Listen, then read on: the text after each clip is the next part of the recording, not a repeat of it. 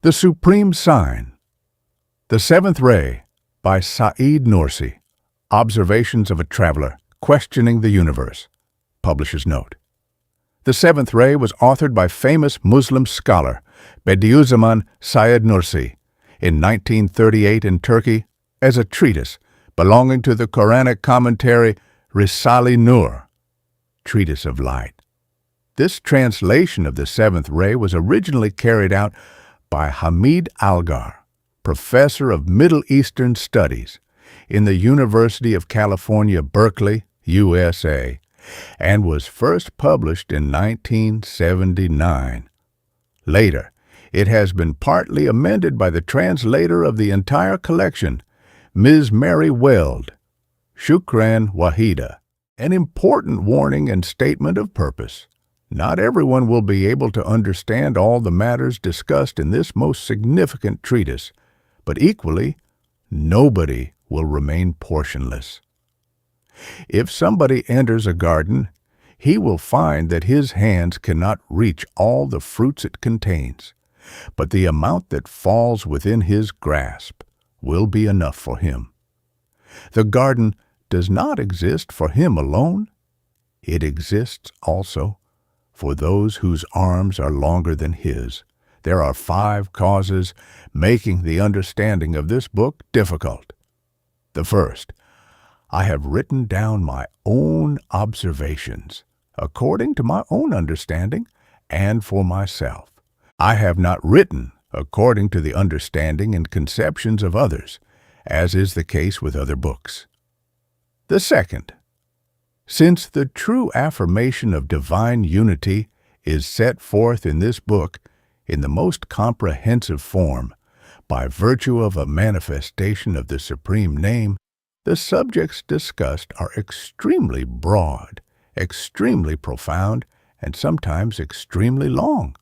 Not everyone can comprehend these matters all at once. The third, since each matter constitutes a great and extensive truth, a single sentence will sometimes stretch out over a whole page or more in order not to fracture the truth in question. A single proof contains copious preliminaries.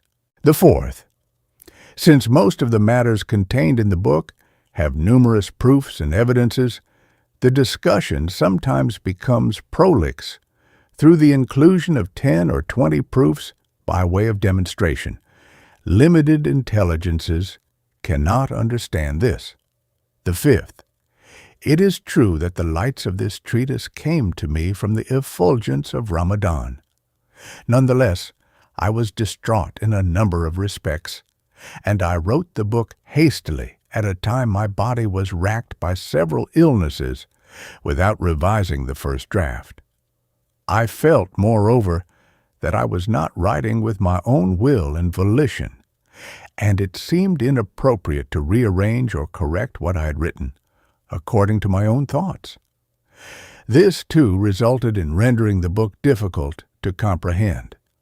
In addition, a number of sections in Arabic crept in, and the first station, written entirely in Arabic, was removed and made into a separate work. Despite the defects and difficulties arising from these 5 causes, this treatise has such an importance that Imam Ali, may God be pleased with him, miraculously foresaw its composition and gave it the names Supreme Sign and Staff of Moses. He has looked upon this part of the Risale-i Nur with special favor and drawn our attention to this book. The events that took place in Denizli fully confirm the prediction of Imam Ali concerning the Supreme Sign.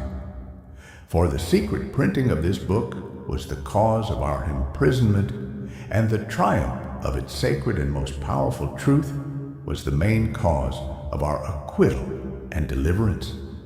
Thus did Imam Ali make manifest his miraculous prediction and prove the acceptance of the prayer he had uttered on our behalf. By means of the Supreme Sign, secure me against sudden death. The Supreme Sign is a true exposition of the supreme verse of the Quran, and it constitutes at the same time the seventh ray, designated by the Imam as the staff of Moses. This treatise consists of an introduction and 2 stations. The introduction sets forth 4 important matters. The first station contains the Arabic portion of the exposition of the supreme verse, and the second station consists of the translation of that exposition together with the accompanying proofs. Too much has been explained in the following introduction, but it was not my intention to lengthen it thus. The fact that it was written at this length indicates the existence of a need. Indeed, some people may regard it as too short, despite its length. Said Nursi, Introduction. I created the jinn and humans for nothing else but that they may worship me. Quran 51:56. According to the meaning of this mighty verse, the purpose for the sending of man to this world and the wisdom implicit in it consists of recognizing the Creator of all beings and believing in Him and worshiping Him.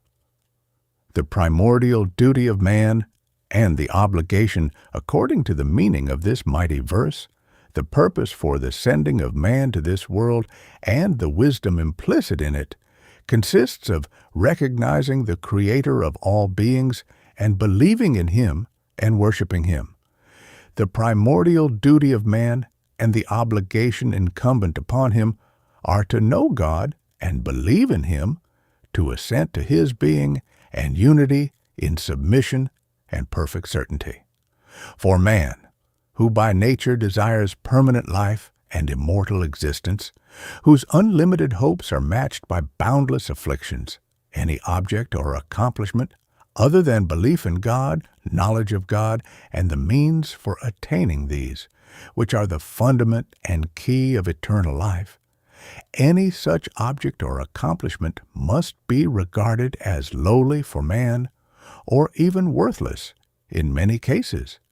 Since this truth has been proven with firm evidence in the risale-i Nur, we refer exposition of it to that, setting forth here, within the framework of 4 questions, only 2 abysses that shake certainty of faith in this age and induce hesitation. The means for salvation from the first abyss are these 2 matters. The first matter, as proven in detail in the 13th flash of the 31st letter, in general questions, denial has no value in the face of proof and is extremely weak. For example, with respect to the sighting of the crescent moon at the beginning of Ramadan the Noble, if 2 common men prove the crescent to have emerged by their witnessing it, and thousands of nobles and scholars deny it, saying, "We have not seen it," their negation is valueless and without power to convince. When it is a question of proof, each person strengthens and supports the other, and consensus results. But when it is a question of negation, there is no difference between 1 man and 1,000.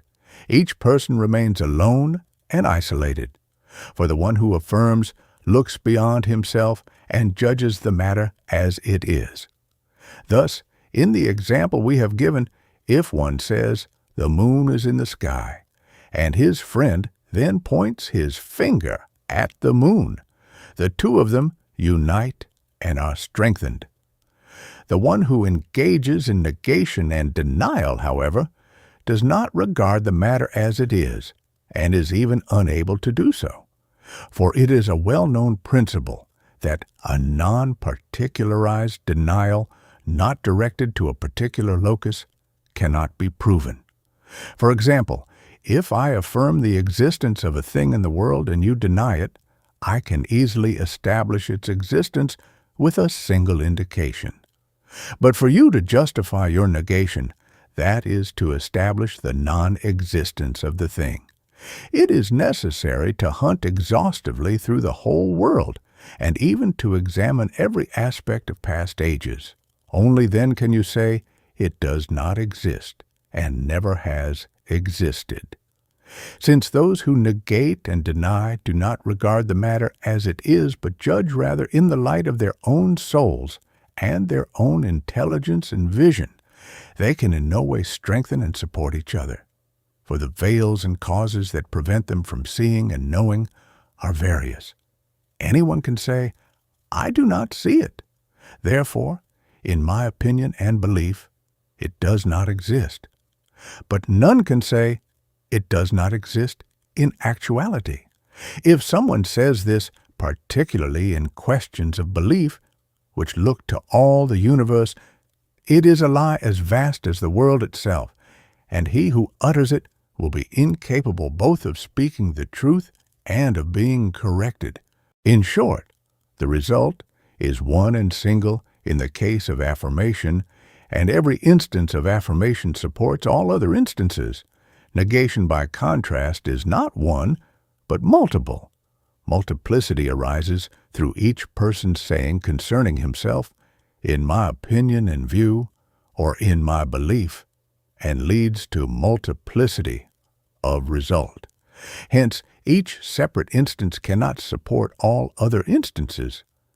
Therefore, with respect to the truth with which we began, there is no significance in the multiplicity and apparent predominance of the unbelievers and deniers who oppose belief. Now, it is necessary to refrain from introducing any hesitation into the certainty and faith of a believer. But in this age, the negations and denials of the philosophers of Europe have induced doubt in a number of unfortunate dupes, and thus destroyed their certainty and obliterated their eternal felicity. Death and the coming of one's appointed hour, which afflict 30,000 men each day, are deprived of their meaning of dismissal from this world and presented as eternal annihilation. The grave, with its ever-open door, constantly threatens the denier with annihilation and poisons his life with the bitterest of sorrows. Appreciate then how great a blessing is faith and the very essence of life. The second matter, with respect to a problem subject to discussion in science or art, those who stand outside that science or art cannot speak authoritatively, however great, learned, and accomplished they may be, nor can their judgments be accepted as decisive. They cannot form part of the learned consensus of the science. For example, the judgment of a great engineer on the diagnosis and cure of a disease does not have the same value as that of the lowliest physician. In particular, the words of denial of a philosopher who is absorbed in the material sphere, who becomes continually more remote from the non-material or spiritual and cruder and more insensitive to light, whose intelligence is restricted to what his eye beholds. The words of such a one are unworthy of consideration and valueless with respect to non-material and spiritual matters.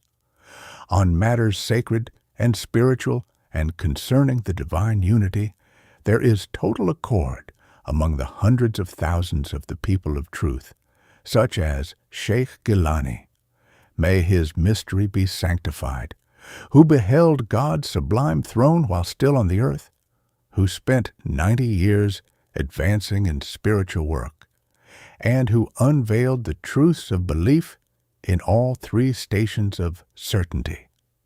This being the case, what value have the words of philosophers, who through their absorption in the most diffuse details of the material realm and the most minute aspects of multiplicity are choking and dazed? Are not their denials and objections drowned out like the buzzing of a mosquito by the roaring of thunder? The essence of the unbelief that opposes the truths of Islam and struggles against them is denial, ignorance, and negation. Even though it may appear to be an affirmation of some kind and a manifestation of being, it is, in reality, negation and non-being, whereas belief is knowledge, and a manifestation of being. It is affirmation and judgment. Every negating aspect of belief is the gate to a positive truth or the veil covering it. If the unbelievers who struggle against faith attempt with the utmost difficulty to affirm and accept their negative beliefs in the form of acceptance and admission of non-being, then their unbelief may be regarded in one respect as a form of mistaken knowledge or erroneous judgment. But as for non-acceptance, denial, and non-admission, something more easily done, it is absolute ignorance and total absence of judgment. In short, the convictions underlying unbelief are then of two kinds. The first pays no regard to the truths of Islam. It is an erroneous admission, a baseless belief, and a mistaken acceptance peculiar to itself. It is an unjust judgment. This kind of unbelief is beyond the scope of our discussion. It has no concern with us, nor do we have any concern with it. The second kind opposes the truths of belief and struggles against them. It consists in turn of two varieties. The first is non-acceptance. It consists simply of not consenting to affirmation. This is a species of ignorance. There is no judgment involved, and it occurs easily. It too is beyond the scope of our discussion. The second variety is acceptance of non-being. It is to consent to non-being with one's heart, and a judgment is involved. It is a conviction and a taking the part of something. It is on account of this partiality that it is obliged to affirm its negation. The negation comprises two types. The first type says, a certain thing does not exist at a certain place or in a particular direction. This kind of denial can be proved, and it lies outside of our discussion. The second type consists of negating and denying those doctrinal and sacred matters, general and comprehensive, that concern this world, all beings, the hereafter, and the succession of different ages. This kind of negation cannot in any fashion be substantiated, as we have shown in the first matter, for what is needed to substantiate such negations is a vision that shall encompass the whole universe. Behold the hereafter, and observe every aspect of time without limit. The second abyss, and the means for escaping from it. This too consists of two matters. The first, intelligences that become narrowed by absorption in neglect of God and in sin, or the material realm, are unable to comprehend vast matters in respect of sublimity, grandeur, and infinity. Hence, taking pride in such knowledge as they have, they hasten to denial and negation. Since they cannot encompass the extremely vast, profound, and comprehensive questions of faith within their straitened and desiccated intellects, their corrupt and spiritually moribund hearts, they cast themselves into unbelief and misguidance and choke.